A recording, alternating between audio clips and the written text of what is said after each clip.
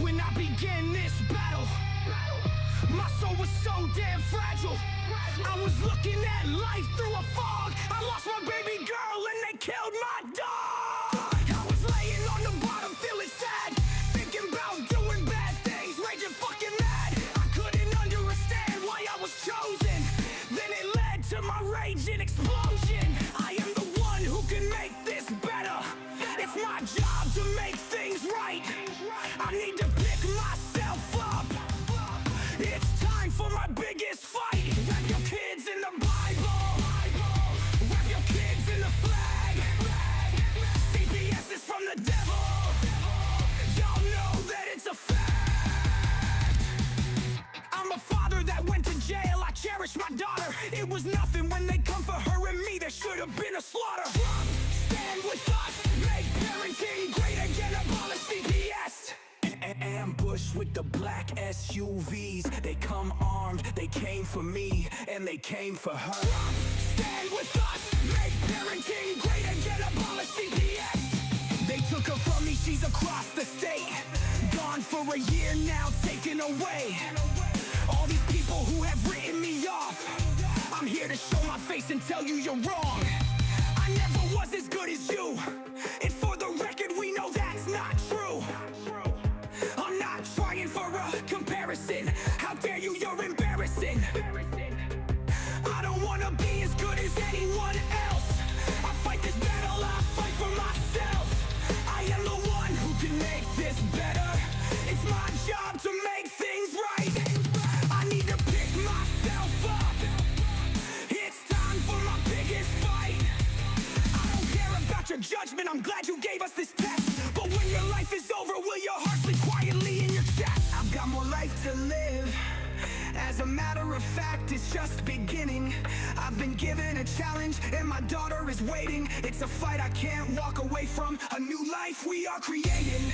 So why you sit there mouth full of hating? Be sure my mind is planning on invading. I've got a war to fight and I'm on. I won't give up, I need to win, this is bigger than you. I don't expect you to understand. I am the one who can start over. It's my job to make things right. I need to pick myself up. It's time for the biggest fight. I won't be left behind. This is the time, I call it mine. Step out of the way unless you wanna play Trump. Stand with us. Make parenting great again. Abolish CPS. There is no time for bickering. The clocks are flickering. Pick up your weapon and join me. If not, go back to ignoring me. I will be on top. Pistol going pop, pop. Money falling from my pockets. You'll still be lying on dockets. So fuck you. Imagine a place where the natural beauty hides a dark secret. Maine's child welfare system is failing. Maine ranks 4th in the nation for the highest percentage of maltreated children. It also holds the 5th highest share of children in foster care. The state's Office of Child and Family Services is under intense scrutiny for failing to protect its most vulnerable. A shocking federal audit revealed violations in 94 out of 100 reviewed cases. Child fatalities under DHHS oversight have quadrupled from 7 in 2007 to 28 in 2022. This includes causes like unsafe sleep and even murder. Despite a $250,000 audit, systemic failures persist, including poor training and unmanageable caseloads. The government's response has been criticized as too little, too late. Our children deserve better. Join us as we uncover the truth behind Maine's crumbling child protective services.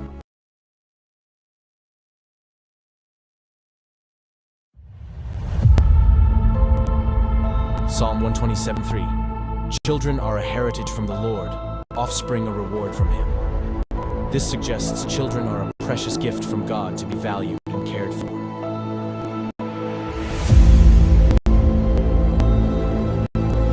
In the United States, a child a minute is taken into DHS, CPS, and so on custody.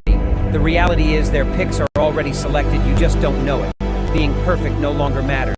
It's what the adopting families are looking for.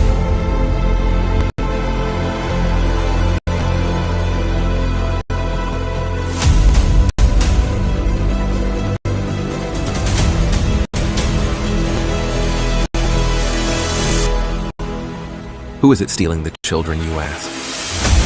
From caseworker to the White House, the buck stops at all levels, just not where it is supposed to be. The services your family needs, we the people have paid for to ensure your reunification. Title 4 says, reunify at all costs. United, we stand means nothing to us when it comes to family values.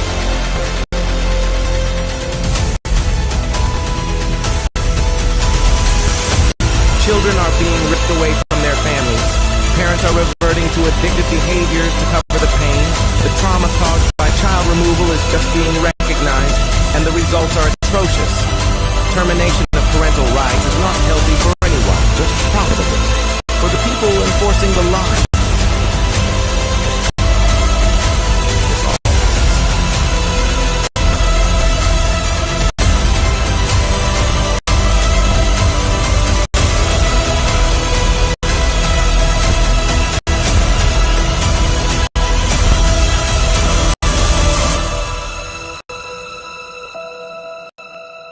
It's time Washington listens to the cries of our children, the wails of their mothers and the rage growing in the fathers. These are our children. Keep your damn hands off them. We are coming to act on the behalf of the children God gave us to protect and you kidnapped.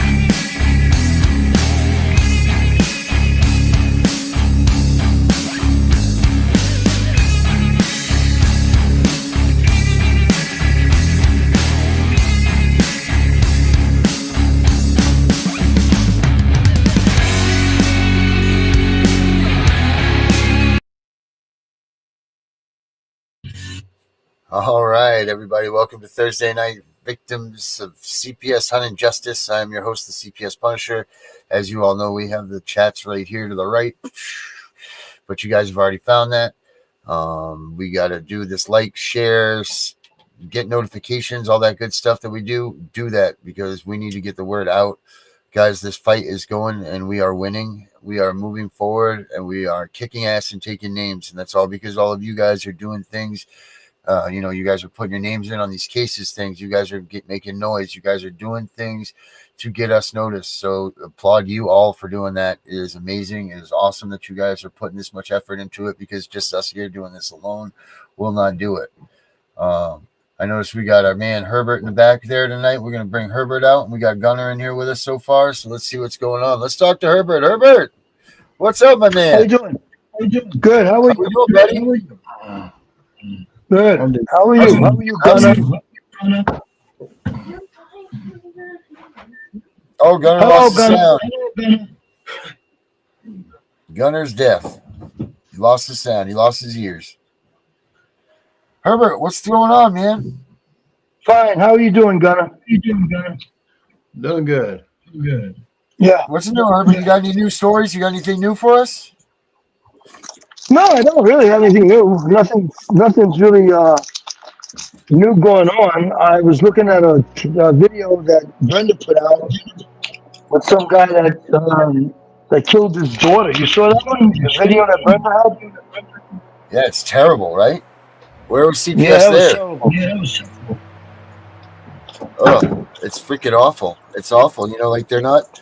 I don't understand how a entity of the government that has so much backing financially and a carte blanche to do whatever they want. They play God all the time with the families and everything else. Can get everything so wrong. Herbert, you were a cop. If you got this many things wrong when you were a police officer, would you have made it to chief like you did? There wasn't a police officer that got arrested. It wasn't a police officer that got arrested. I understand that, but what I'm saying is, if you got that many things wrong in your career, would you have been able to make it to chief like you did? Nobody would. No. Right. This is But crazy. This is absolutely crazy. This is not a police officer, though. You're comparing apples and oranges. This is an individual civilian who's been arrested numerous times. He's been arrested. He was let out. He was arrested for having guns. He was let out. I mean, it's a whole different ball of wax. I can't get the. I'm trying to understand the comparison of that guy with the police doing wrong. That's what I'm trying to understand. Well, there's no comparison. My comparison was this. Yes. It was the fact that CPS gets everything wrong all the time. So you were a police officer. Yeah. If you got all your investigations wrong, you would have never been able to get where you were. Except if that's what CPS wants. In other words, CPS does wrong that we can see it. You, me, and Gunner, we look at it as they're doing wrong. But within the organization of CPS, they feel that they're doing right. Yeah, I mean, they do think that they play God. I mean, that's for sure. That's right. That's right. So they feel that what they're doing is right. So they're not going to discipline. They're not going to discipline their employees for doing what they're doing because, as far as CPS is concerned, they're not doing anything wrong. But we can see the wrong. We can see what they're doing wrong. We can see that. How little the foot soldiers and the E1s know of the battles that they shall incur. Yeah. There's a reason they're kept out of the loop. They are nothing tell you more than what. foot soldiers, 100%. I tell you what, the worst CPS worker probably gets promoted to a high level. You ever thought about that? Okay. Yeah. But what are they protected by? They're protected by the administrative judges that are not following the Constitution and applying policy and procedure, which is unconstitutional, and using that instead, which is a very violation of all their oaths. I agree. I agree with you. So they're protected. And not only protected, but they probably get So promoted. now, let's see if we know these things are true, and we have the facts and the proof to back it up. What does that mean to dig anymore? Because these people didn't magically just appear. They slowly became into power. This is nothing that happened overnight. I mean, there's the thing that most people don't realize. How did it happen? How did we get this far? Corruption. What do you corrupt? How do you corrupt? Who makes the most money off of this stuff? I mean, we showed it on Chip and the Punisher this morning. I don't even remember the website that we pulled up. Let me pull it up here. It wasn't the NAACP. It was the National. Let me get my history out here. News side note on this. Did you guys know that David Straight passed away? So condolences to his family and everything. He was a great fighter for this stuff. It's really too bad that he went down. I mean, he fought for, all of everybody in America and against the dirty, corrupt system. But he did do a lot of fighting and helped a lot of families get back together with CPS. So our condolences to his family. It's a great loss for us. That's for damn sure. Listen, guys, it's completely understood, and we've got to have perspective on this. The tree of liberty must be refreshed from time to time with the blood of not just tyrants, but that of patriots, those that are laying down their lives, knowing it or not, martyrs, whatever you want to call them. But this is what it takes to maintain our freedom and to fight for our freedom. We let it get out of hand. As we, the people, we allowed that to happen to us. And now that people are waking up to what is happening to us, it's now time to rectify that and hold those accountable. Check. So this article right here says, decades ago, the National Commission on the National Commission on Children found that children often are removed from their families prematurely or unnecessarily because federal aid formulas give states a strong financial incentive to do so rather than provide services to keep families together. Since then, if anything, the incentives have only gotten worse. That's parties because of the so-called Adoption and Safe Families Act, which added still another awful incentive. ASFA includes bounties to states of up to $10,000 or more per child for every adoption they finalize over a target number set through a complex formula. The bounty is paid when the adoption is finalized. So there is an incentive to place a child with little concern about whether the placement really will last. Indeed, if the adoption disrupts, the child is placed again. The state can collect another bounty. There has been one small improvement in the program. Bounties also now are paid for placing children in subsidized guardianships, arrangements with extended family, but those payments are lower. None of this means that local governments make money on foster care. It does mean that foster care can cost them less than programs to keep children out of foster care. I mean, doesn't that mean, isn't that a fact there? If you're going to work and you know that you're incentivized to get the kid adopted, don't you think that that's going to be your target goal instead of reunifying? If you know that your goal to get the prize is to adopt a child, reunifying is going to go right out the window, right? The goal is to get this kid with the family member, or like they said, they dropped it there, or to get him adopted. That's how we make money. They don't care about reunifying. There's no money in it for reunifying because they weaponized this whole system. Yep. And as long as this goes on, they're going to continue to steal the kids. And here's the other thing that's illegal. And if you hadn't believed it, this is for. Let me play a quick video for you guys. I found the video, guys, that you were talking about yesterday about child support. How it's unconstitutional and illegal, but every state participates in it. You don't believe it's not that it's illegal? Check this out. An unelected agency writes the law, then it enforces the law that it has just written. And if it accuses you of violating that law, you have to answer to the agency in a court run by that agency without a jury, and the agency keeps the fines it assesses on you. Is there any more profound threat to a democracy than that?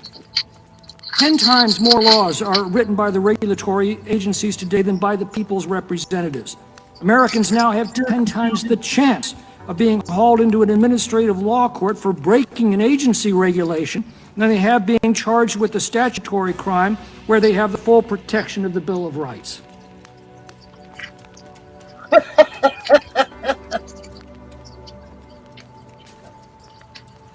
Wow. Yet every state still has an operational child support system that pads these AGLs in GALs? retirement funds. Administrative law judge. This is yes.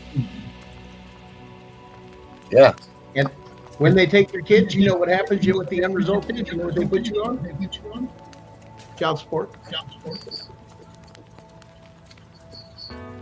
For taking your kid, for stealing your kid, then you have to pay, even though you don't have your kid. You still have that financial impact to yourself. So they don't relieve the burden; they just steal your kid. There's no financial. They place the financial burden on you of what their calculations say you owe. And if you don't, you go to jail, which is debtor's prison, which is illegal.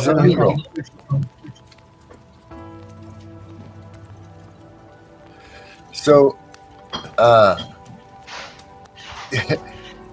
since adoption generally takes longer, check this out, Gunnar. Since adoption generally takes longer than reunification, however, there's also an incentive for private agencies to press the change the goal in a child's case plan from reunification to adoption. 1997, having realized that harm done by foster care panic and under pressure from the Illinois branch of the American Civil Liberties Union, Illinois moved to change direction by changing financial incentives.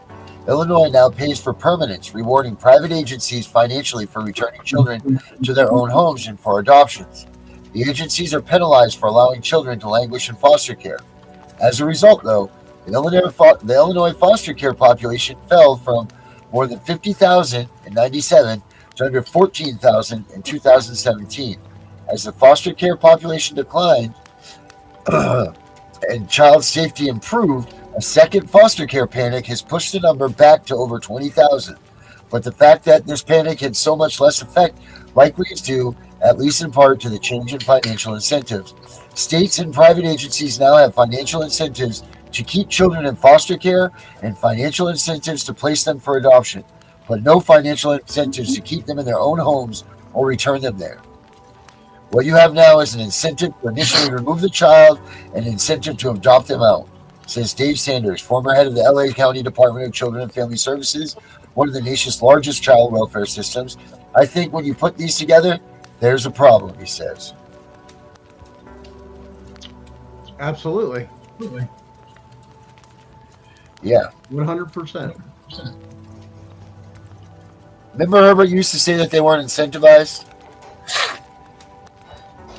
I'm so glad you changed your mind. So glad you changed your mind. And there's so many people that get in with CPS and realize what's happening and then get the hell out of there. I'm not doing this.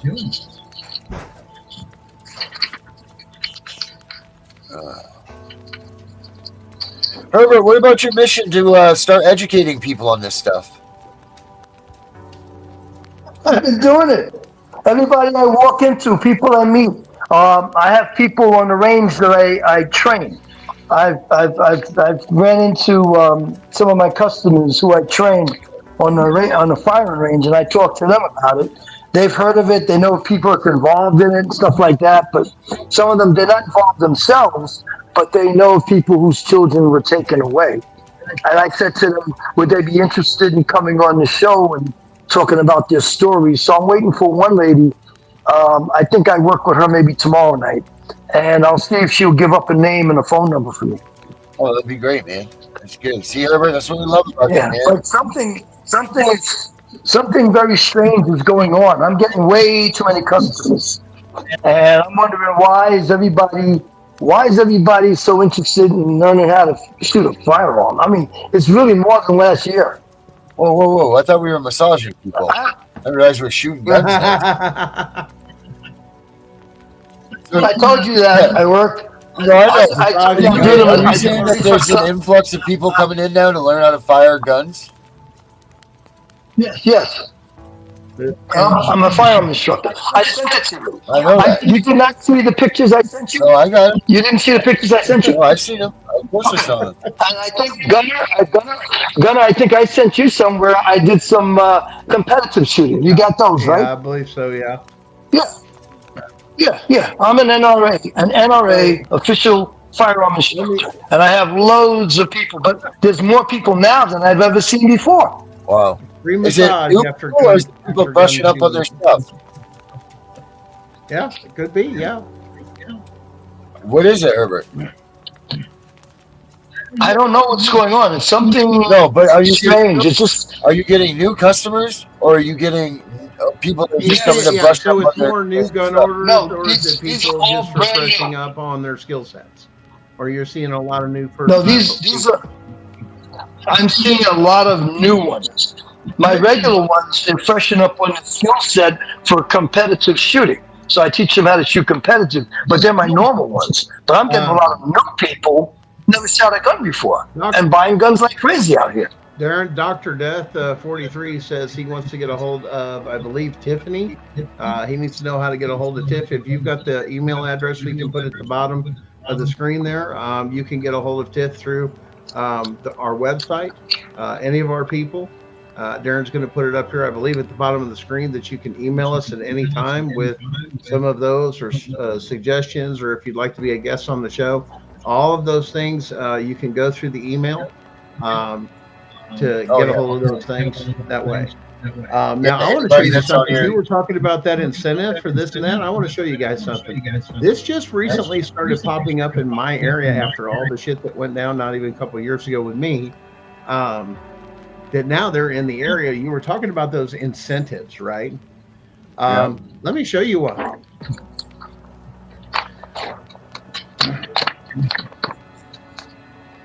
Let's stretch this open. I want you to look at this. We need loving homes for children in need. And this is Clairvidia. This is the name of the foster home company. And I want you to look under some of these things. Now, this is going to take and probably mess you up. But look, the qualifications are all you have to be is single or married. It doesn't matter. At least 25. You rent a place or own a home or an apartment, pass a physical, a background check, and then be able to meet your financial needs. So now let me tell you how this plays on the system and what this does. You can be a person that is at least 25, single, doesn't matter what your belief system or anything else. You can be in an apartment at the end of your lease, sign up for just so many kids, and your bills, you make so much money, you can then qualify, use that as income to put a down payment without a down payment or anything on a house to then get more kids because you consider it income. And these people, especially where I'm from, in my state, you work for the state, technically, when you work for this Clarividia thing. You technically work for the state. The money comes directly from the state. So what that turnaround means is you work for, when you work for the state, it's a secure job. It's a government job. But they make so much money between food stamps and everything else that's there and the money they get and the mileage and this and this. Well, I need a new car. They can justify it and run it like a business. And these kids, I mean, there's people that run these foster homes like business. I mean, if they do it right, and they've got so much money, they don't even have to work.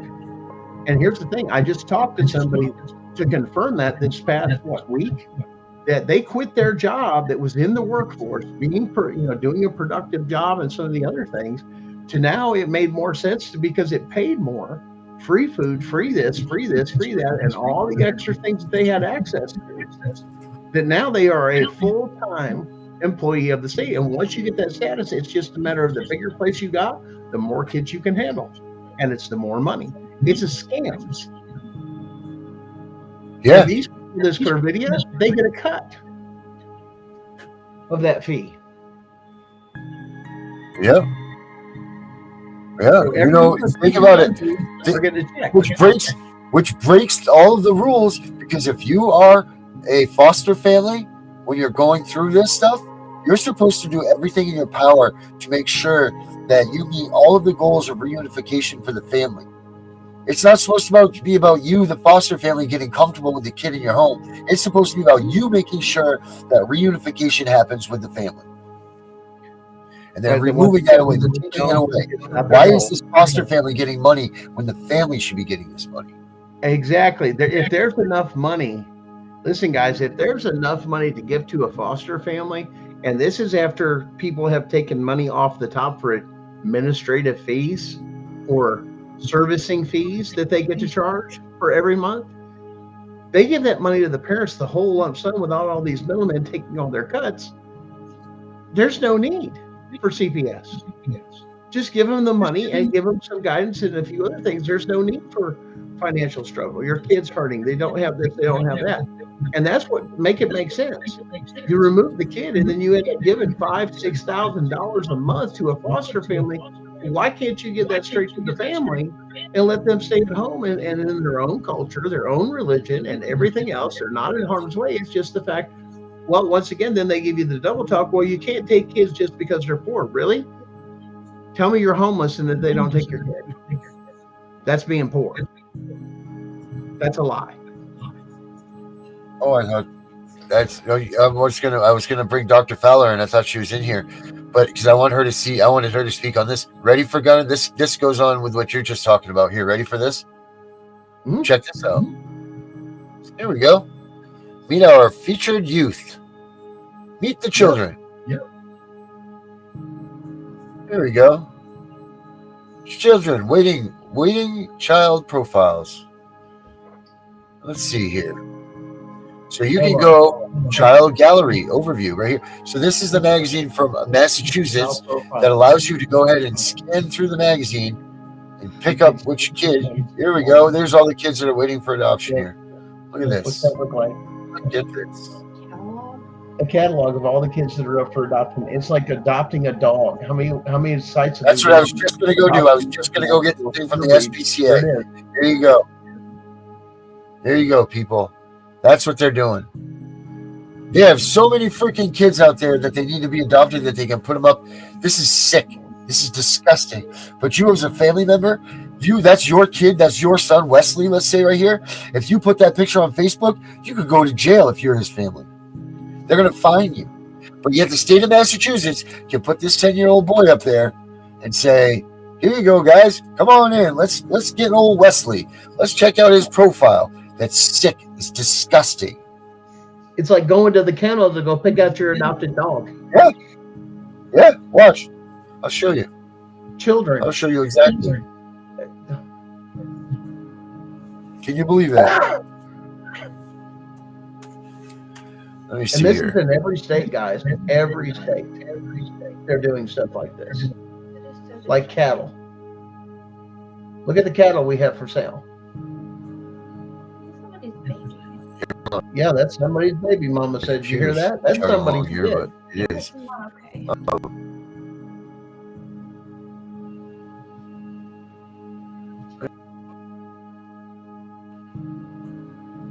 Yeah, I think she's in the back room. She's just having trouble connecting. She's back on back there, but here, I'm chugging lugging here, guys.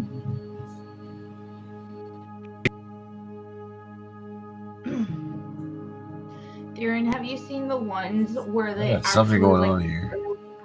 walk a runway? Have you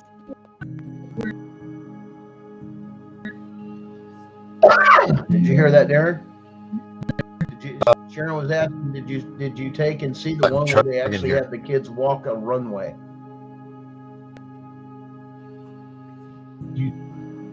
Have you seen that, Herbert? Oh yeah, yeah, yeah. Where the kids were walking on the runway? Yep, the ones where they walk up and When they walk the kids on the runway. Yes. And in some states, When they're going to take them to the runway show thing, Yeah. they'll have them walk the runway and people can choose the child from the runway. But then they can return them if they decide that they're not compatible. It's horrifying. and the other thing is, there's also yeah, been kid reports, home, take the kid home for the weekend, right? Yeah. Yes. and they also dress these kids up, and in some areas, in some states, they even dress them as transgender children. Oh, I've seen that. That's very nice, isn't it? Here we go.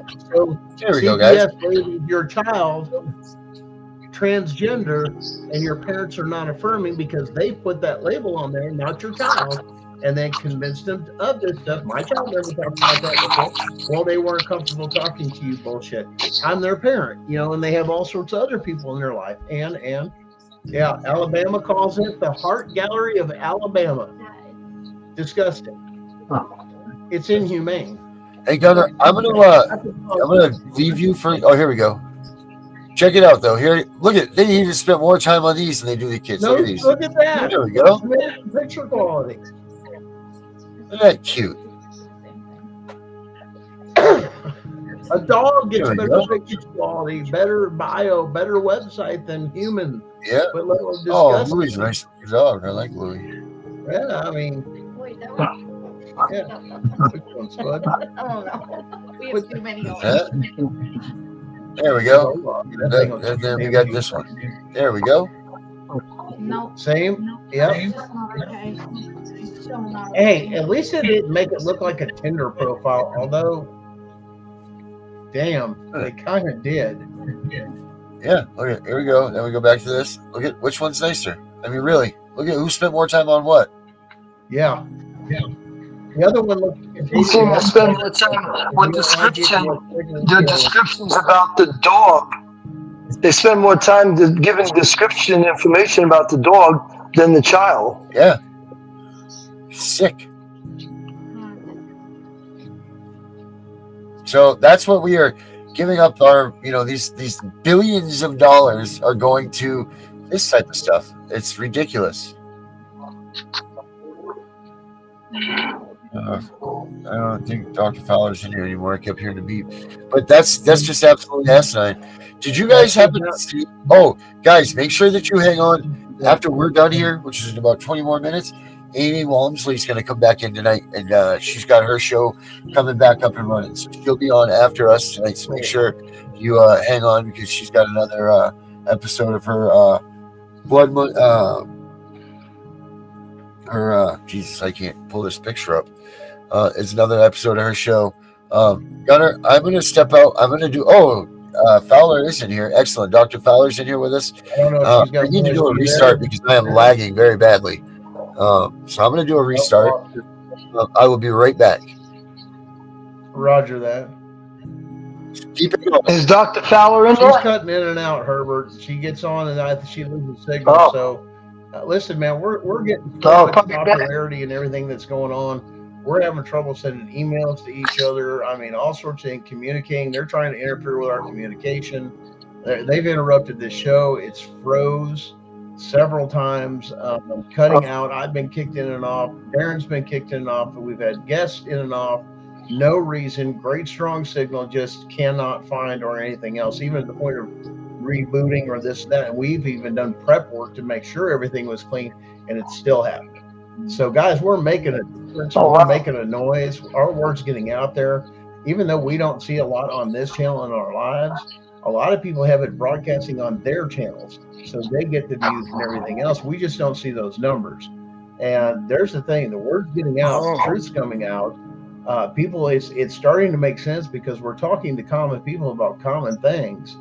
And the thing that they don't, and like I said, a lot of people are getting educated. Even some people, wow, I didn't realize it was all that until their family goes through and they're like, wait a minute, that's not the case. And then they go, no, look, it's happening to other people. This is why they want to shut down platforms like TikTok and this and that, because it shared too much of information and it uncovered too much. It was the first time we were all able across the country and platform. I mean, they were censoring us on Facebook.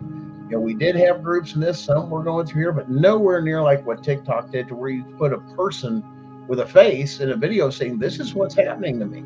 And these are the laws that are broke. And this was going on. I mean, and then at the same time coming out, this is not legal. This isn't going on. We started blowing the whistle. And that's the thing that the people need to remember is we are the government, and it's not our elected appointed officials. We're supposed to help. We're supposed to make the noise. We're supposed to hold them accountable. And we're the ones supposed to. So let me ask you this. It could be the government that's interfering, or could it be hackers that are trying to hack into our network? Let's put it this way. If you've got this money that's just been uncovered and they're starting to trim the purse strings from a lot of these programs, yes, they've got a lot of this Title 40 money. And let me put it this way, that they have obtained illegally and unconstitutionally. And go ahead, come at me. I got your evidence. There's the problem. That's what they don't want. They want to hush us. They want to discriminate us. They want to put us, oh, look at this is such a, so our voices can't be heard. That's what they do. When you expose something so bad, especially a system this corrupt, they're going to try and come at you to the point you've got yourself in a position they can't. And not everybody's in that position. So you have to fight smart, okay, depending on where you're at. If you're in the middle of a case and everything else, you got to fight smart. Are you going to get a fair trial or anything? Don't ever expect anything that you're going to get a fair trial. Never. Because they break the Constitution. And once again, a lot of and everything that they do and how they do this is all a bunch of crap. And to put it this way, a lot of these people that are doing this are people that have office jobs, and I'm not knocking that, but let's put it this way. A lot of these people don't need to have these office jobs. They need to be out there digging the ditch, because that's about all they're good for. And guess what? They found a way to pay for those. That's right. Become a social worker in a state. Remember all those degrees and everything you got that didn't mean anything, and you have to pay those student loans and everything else. Well, what perpetuates the system? Now I can pay my student loans and I don't have to work at McDonald's. I can work for the state and just do what they want. And I get my student loans. That's why, because I work for a government program. She's back here. Let me try and bring her back out.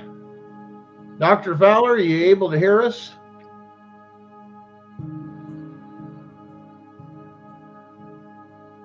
She should have a voice. She may not show her face. I keep losing signal every second. It's amazing.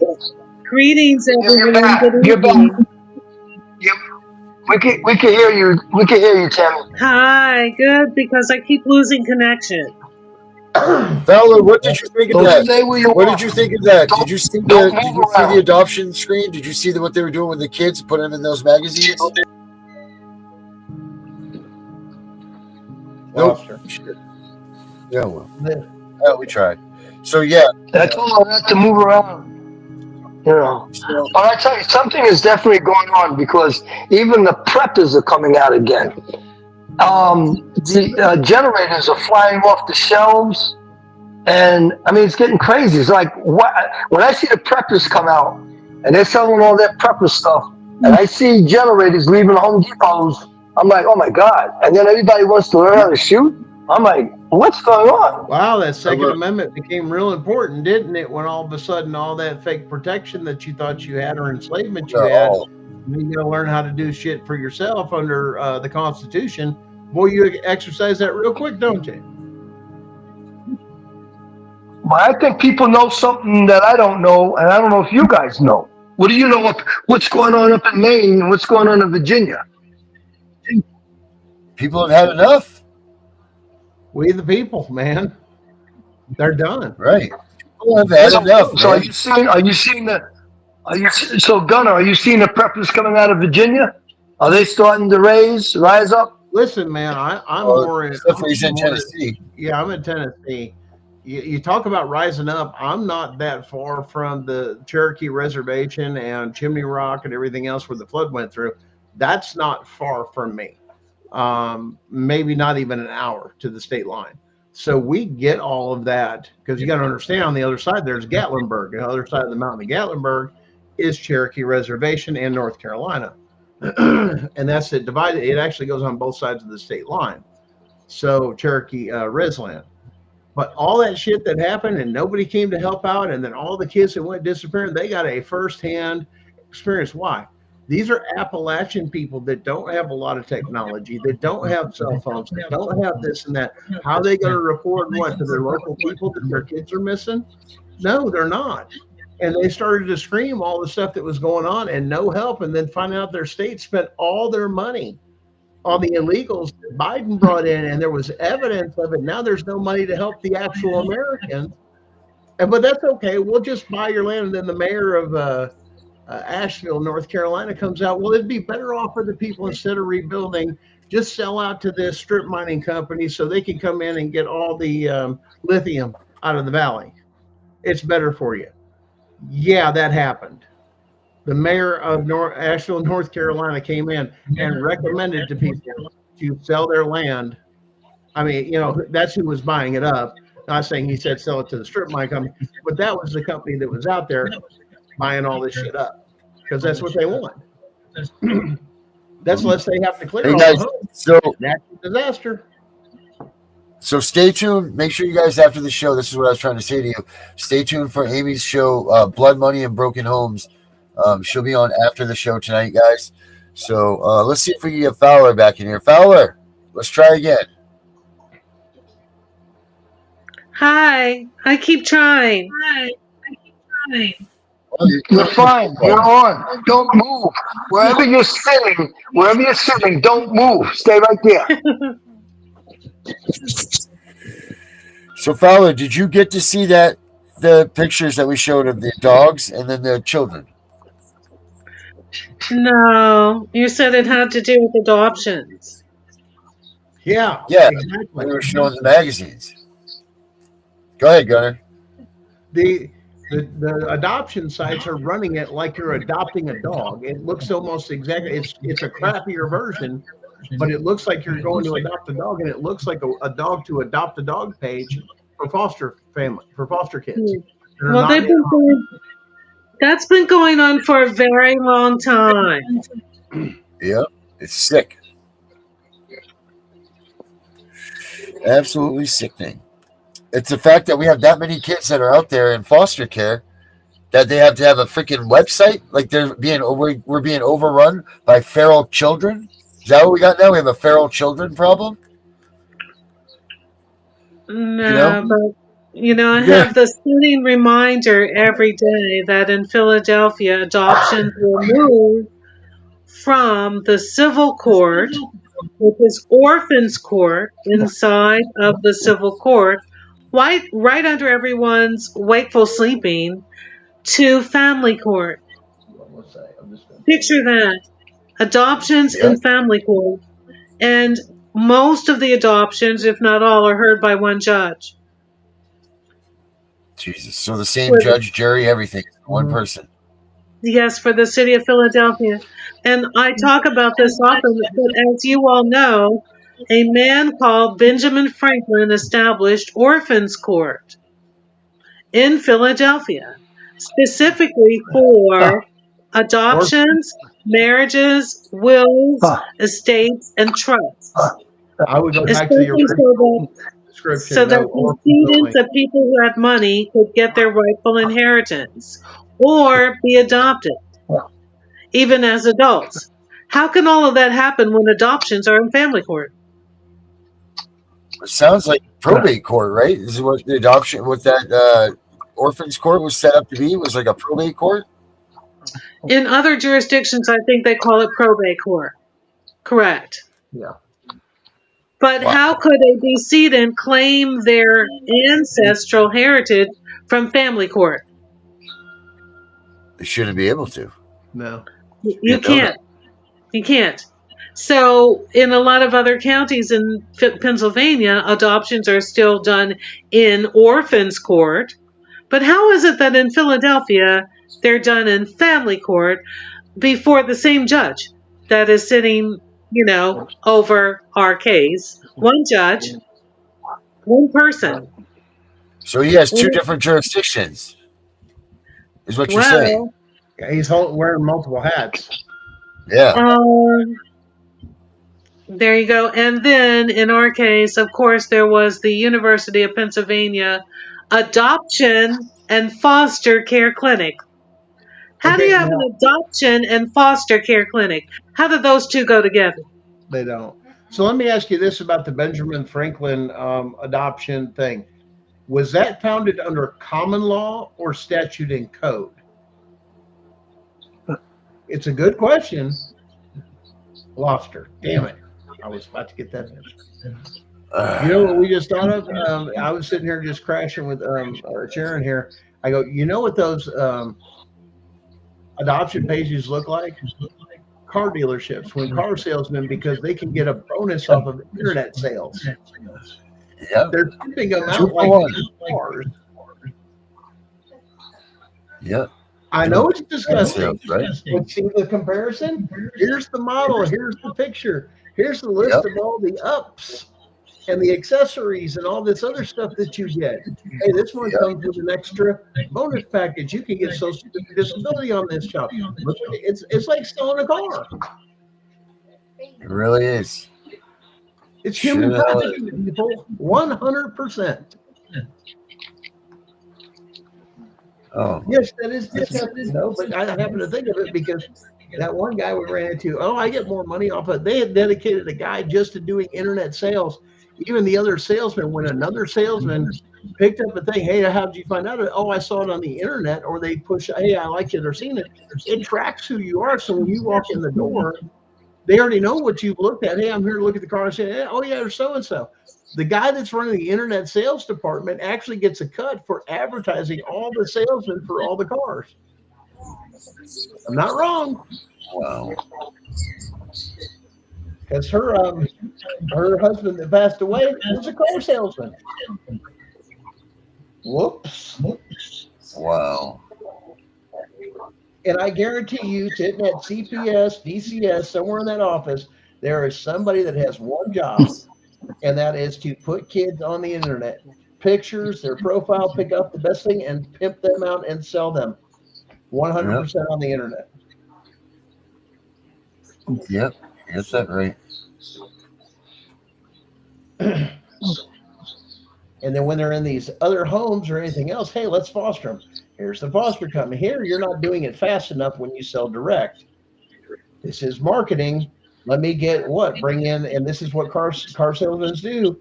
They bring in salesmen that do nothing but travel, that are nothing but hoodlums, to come in and sell you the car. That's all they do, is they are closers.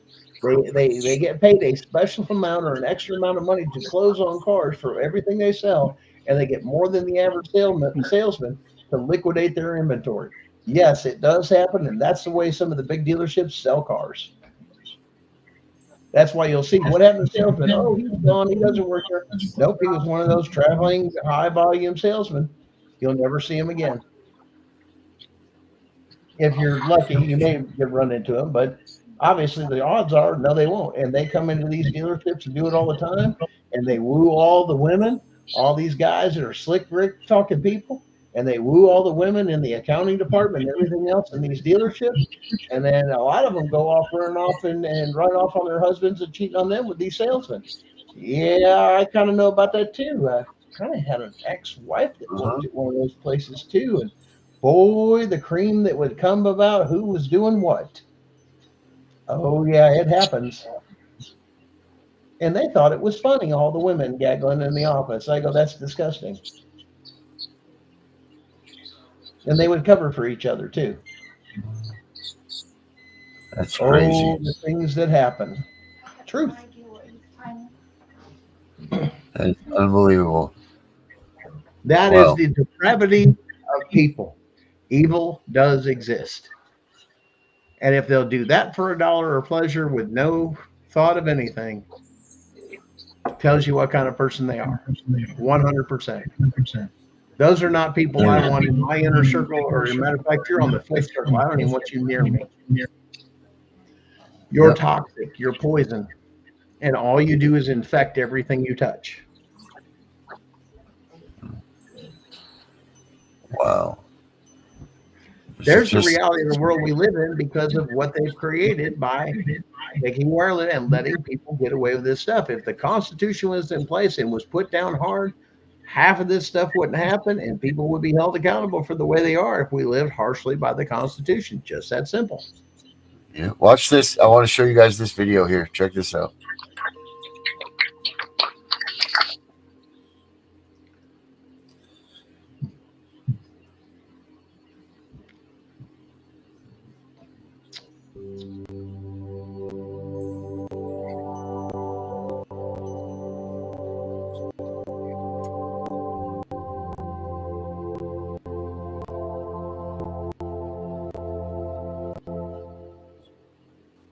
So among the gifts that Albert Einstein left us was a definition of insanity. Doing the same thing over and over again, expecting a different result. My work is an interesting example. Child welfare. It's the government business of protecting children. The primary intervention is to take kids from their parents and put them in foster care, and there's a prevailing belief that this is the responsible thing to do for children who are abused and neglected. Now, there are 50 child welfare agencies in the country, and the funds to underwrite them are in the billions. It's not a one among them that's reputed to be working well. Awful things happen to children in foster care. Short term, their outcomes for important things like health and education are abysmal, and long term, it just gets worse. Kids that grow up in foster care, overwhelmingly destined for the penitentiary, the morgue, or the child welfare system when their own kids come into foster care. So in response, a parallel effort arose called systems reform. Now, this is the belief that if we could just get government to do child welfare properly, then it would work and everything would be fine. Many more millions of dollars are deployed by foundations to monitors and consultants in an effort to fix things. And yet, we fail. But I was a believer in this fixing thing, and I came to Baltimore. I was back when the agency I run now was considered among the worst in the country, but I knew we could make it work. And we had a good run. Over a 5-year period, we reduced the number of children in foster care by 58%. We reduced the number of kids living in orphanages by 89%. We increased adoptions 59%. We increased the number of kids that left foster care for families by 47%, and we paid all our bills on time. All right? Now, so you could see that as to the matter of whether or not we can make child welfare work, my thirst is quenched. The thing of it is, this kind of success in child welfare is relatively unheard of, so it begs the first interesting question. How did we do that? You're not going to be surprised with the answer. We articulated a mission and repeated it like a broken record. Kids ought to be in families. We used data to drive our work so we could see all the time globally what was happening in our system, and also know very specifically which kid needed what thing from us right now in order to get home. And we embraced the practice of accomplishing tasks, one after another. We ran it very lovingly, like a business. So accolades and awards start rolling in, and I really appreciate that, because we fixed it. And now, I run a well-oiled machine that does an outstanding job of taking other people's children. It does it with tremendous efficiency. I regret that this success has not also resulted in us actually helping people. Now, the abuse and neglect is awful for children. It's terrible, absolutely. When we also then take them from their families, we're digging a wound so deep, I don't believe we have a way of measuring it. This dismantling of families, like, it has enormous consequences. Kids that grow up outside of families, they don't master the things that can only be learned in that context, like who to trust and how to love and how to take care of yourself. And that, frankly, does more damage than the abuse and neglect that brought the kid to my attention in the first place. And that's when I understood. The reason child welfare isn't working is because there are children in foster care. It's not that government's doing it badly. It's that foster care is a bad idea. The error is the intervention. And the crazy part is we still believe. We just keep doing it over and over and over and expecting it to work. So that begs the second interesting question. Why would we do such a thing? Let's allow for a minute that the following is true. First, it feels good to save kids. We get a great injection of adrenaline when we rush in. And the brain responds to that stimuli just like we do anything else that feels good. We want more of it. And when we figure out how to keep returning to that good feeling, we start thinking that in and of itself is success, right? We're mistaking something that feels good to us for something that's actually helping other people. Because if it feels so good, we must be doing the right thing. Second, child welfare is an industry. And industries are self-protecting ecosystems. Think about it. The only time the federal government pays me is when I take somebody's kid. And as soon as that kid's in foster care, they instantly become a commodity. And the industry starts to wrap around doctors, lawyers, judges, social workers, advocates, whole organizations. The industry is committed to this intervention, this taking other people's children, because that's what it needs to survive. And it's on autopilot. Now, it's going to do whatever it has to do to stay alive. And this industry, to stay alive, needs other people's children.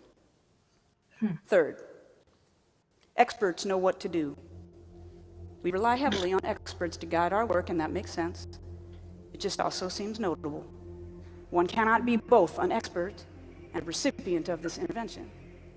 Now, this puts us at risk of not listening to the people that might know the most about what it is we're doing. Kids who grow up in foster care are a great example. You know what they want? They want to go home. And just to be clear, home isn't an address. It's a state of mind. It's knowing what it feels like to have somebody love you. It's knowing you belong somewhere in this world. That's what family does for you. It's the glue that gives you a chance at a successful life. And instead, we spent decades doctoring, lawyering, social working, medicating, and we didn't give these kids the one thing that they needed. This is the infrastructure of modern child welfare. Despite an overwhelming lack of evidence that it's working, we persist. I suspect what's actually happening is that we have a loyalty to the idea of foster care that's going unchecked. I think if we check it, we might notice that we're doing a great job of soothing our egos, of supporting an industry, and of listening to experts. And meanwhile, a group of people are being damaged. There's a simpler way of saying that, you know. The socially supported, systematic mistreatment of a group has a technical term. Oppression.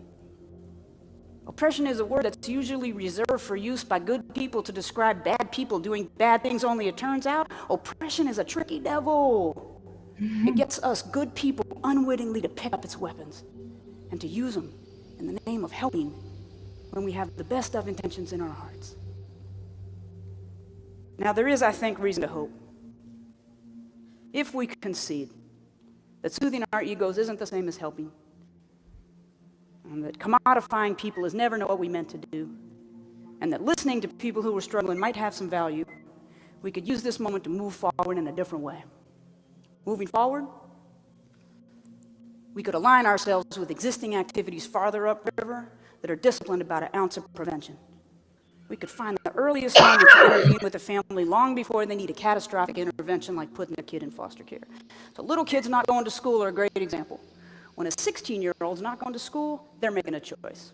When a 4-year-old's not going to school, they're telling you by not showing up that something's not quite right at home. And when we send someone to tap on those doors to talk to parents about the importance of going to school every day and to listen about what's actually happening in that household, we learn fascinating things. Untreated asthma, so fixable. Unstable housing, harder to fix, but it doesn't mean your kid can't go to school. And what if with the smallest of interventions, we turn a family on to the value of school attendance for the duration of that child's academic career, knowing that the #1 correlation to high school graduation is showing up? What if instead of waiting and then taking your kid and leaving you to inconsolable grief buried in a bureaucratic maze, what if we act now and instead build a productive citizen? Now, I'm not saying it would mean no kid ever came into foster care. I am saying it could mean that foster care would become an intervention that was rare and brief and wreaked less havoc in our communities. I should be clear. This isn't about whether or not we should protect children. Of course we should, and it's important that we do so. It just seems equally important that we ask ourselves, if we really meant to help that abused kid, why'd we wait so late? Really? Why'd we wait till his head was cracked open? Do we really think that act of violence was a seminal event? Or could it be there was a moment earlier on that gave us a warning sign that a family was headed in a perilous direction, that gave us a window into an opportunity to bring meaningful help? The trick of it is, reorienting ourselves in this way, it won't soothe the ego of the giver, and it won't support the foster care industry. We'd have to be willing to give those things up. The cost in dollars of help that's actually helpful, probably high. The cost to the ego of those good people who will no longer get those warm, heroic feelings, probably higher. Cost to the foster care industrial complex, catastrophic. Whose kids might now grow up knowing they belong somewhere, who might yet retain the birthright of the family into which they were born. That payoff, priceless. But you know what? If you're still not sure, it's all good. Let's do this. Let's keep doing it just like we're doing it, and mark our calendars for January 2024. I'll meet everybody back here in 10 years, and we'll review all the kids that went through this mill and how they all ended up, and then we'll discuss how we tried to make it work. And then I will give you the shortest TED Talk in history. It'll go something like this. Einstein gave us a definition of insanity. Perhaps we should.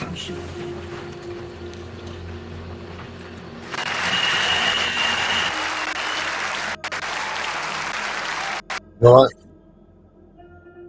There ain't nothing else to say after that. Not a damn thing. I'm thinking this. I'm a CPS Punisher. Everybody needs to think about that. I think we should call this one a night, guys. I think that's it. I think we should just leave it with that.